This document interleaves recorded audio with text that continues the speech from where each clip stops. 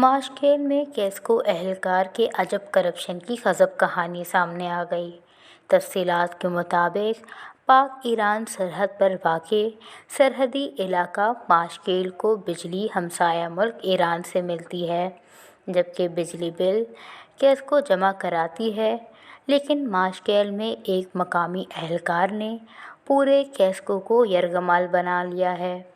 اپنے گھر میں سرکاری ٹرانسفارمر لگا کر کرب و جوار کو بجلی دینے سے قاصر مقامی لینڈ مین نے سینکڑوں گھرانوں اور دکانوں کو چوری چھپکے بھتہ وصولی کی بنیاد پر بجلی دی ہے، جن کے بلز مقامی لینڈ مین کے جیب میں چلے جاتے ہیں۔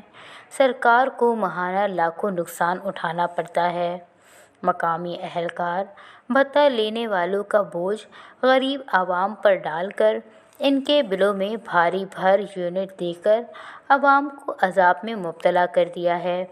مقامی اہلکار نے بھتوں سے کئی ذاتی گاڑیاں خریدی ہیں، جبکہ سماجی حلقوں کی جانب سے کیسکو حکام بالا کی خاموشی مقامی اہلکار کی کرپشن میں برابر شریک دار تصور کی جا رہی ہے۔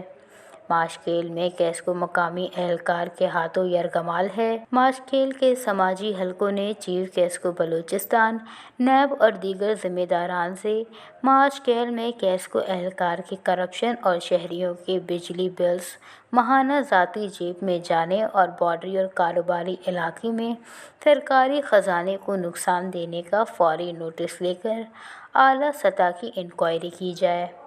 وش نیوز، ماشکیل۔